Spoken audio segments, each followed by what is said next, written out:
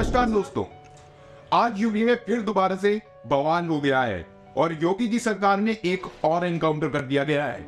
जी हाँ दोस्तों, आप सही समझ गए होंगे। मैं आज जिसकी बात करने जा रहा हूँ वो है डॉन और बाहुबली नेता अतीक अहमद की। कुछ ही दिनों पहले हमें उनके द्वारा एक खबर सामने आई थी कि उनके बेटे असद अहमद और उसके एक साथी का यूपी पुलिस द्वारा एनकाउंटर किया जा चुका है, पर आज कुछ और बड़ा हो गया है। डॉन और गैंगस्टर अतीक अहमद और उनके भाई अशरफ अहमद का सरेआम कत्ल कर दिया गया है और वो भी यूपी पुलिस की सुरक्षा में। और इसी के तुरंत बाद देश में एक नया हंगामा स्टार्ट हो चुका है। तो क्या है पूरा मामला और क्या है फेक एनकाउंटर के केसेस, आइए जानते हैं। नमस्कार दोस्तों, मेरा नाम है समर, चैनल का नाम है लीगल सोच। तो करते हुए संविधान को प्रणाम, आइए शुरू करते हैं। क्या जानकारियां निकल कर आई हैं कुमार अभिषेक इन लोगों को लेकर जो ये तीनों हत्यारे थे? क्योंकि हमने जब ये वीडियो देखा तो ये स्तब्ध करने वाला था और इस वीडियो में एक बात जो स्पष्ट तौर पर नजर आ रही थी कि टारगेटेड किलिंग थी। उन्हें पता था कि कहां जाना है, कैसे जाना है, गोली मारी और उसके बाद बंदूक फेंकी, हाथ उठाकर सरेंडर कर दिया। दूर से भी जिसने मारी उसे देखकर लग रहा था कि ये प्रोफेशनल किलिंग है। रिक्वायरमेंट के तहत में इनको मेडिकल के लिए लाया गया था और मीडिया के लोग, पत्रकार जो है साथ में थे और बाइट ले रहे थे। इसी में प्राथमिक जानकारी के अनुसार 3 लोग मीडिया कर्मी बन के आए और वो मीडिया कर्मी बन के उन्होंने वहाँ पे बाइट लेने का प्रयास किया। उसी के अंतर्गत उन्होंने ये इंसिडेंट हुआ है जिसमें उन्होंने फायर किया है।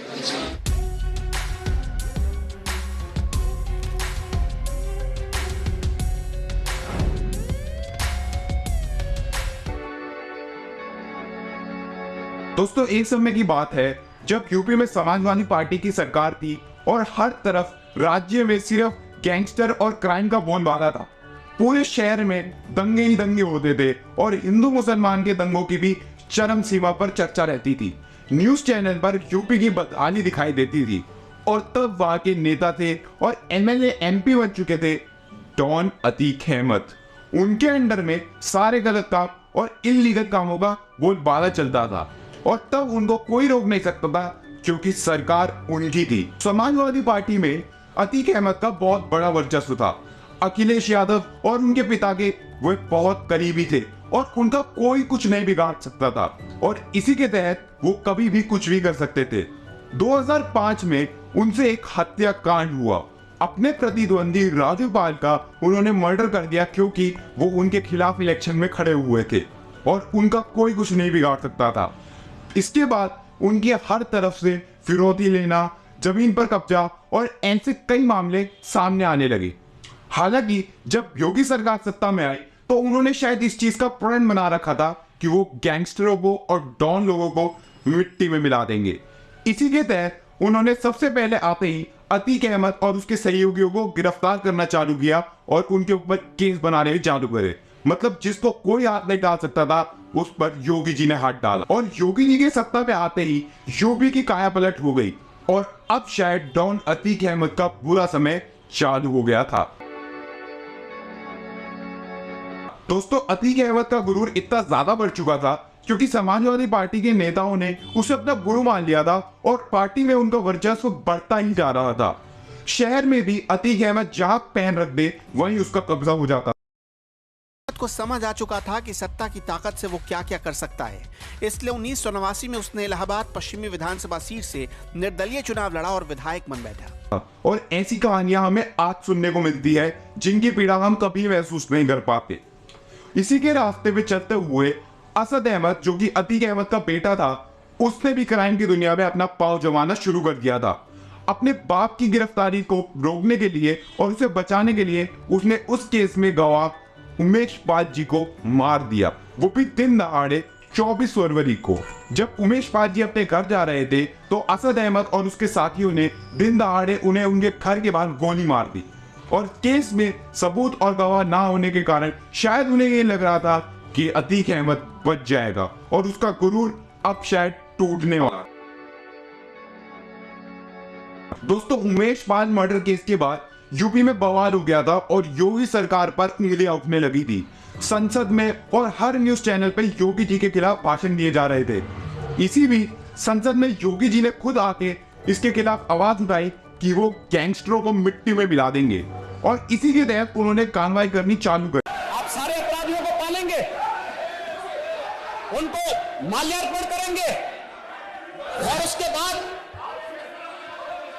तमाशा बनाते हैं आप लोग। एक तरफ अपराधियों को प्रश्रय देंगे, उन्हें गले का हार बनाएंगे और दूसरी तरफ फिर दोषारोपण भी करेंगे। अतीक अहमद और उनके साथियों को यूपी पुलिस ने ढूंढना चालू किया और हर जगह उन पर कार्रवाई करनी स्टार्ट कर दी। जहां तक कि असद अहमद, जिन्होंने की उमेश पान मर्डर केस में अपनी भूमिका निभाई थी, उन पर 5 लाख रुपए का जुर्माना रख दिया। और 13 अप्रैल को यह खबर आती है कि यूपी पुलिस ने एनकाउंटर में असद अहमद और उसके साथी को मार गिराया।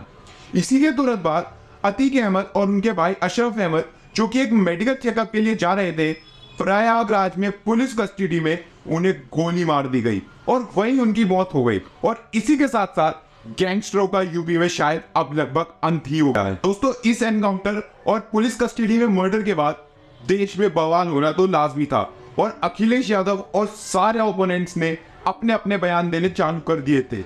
पर क्या हर बार एनकाउंटर पे सवाल उठाने जरूरी है और क्या हर एनकाउंटर फेक है? जी हाँ दोस्तों, मैं मानता हूं कि कॉन्स्टिट्यूशन में आर्टिकल 21 के तहत राइट टू लाइफ देती है और एनकाउंटर्स करना शायद उसके खिलाफ है। पर क्या उससे देश में हर वक्त क्रिमिनल एक्टिविटीज को बढ़ोतरी मिलती नहीं रहेगी?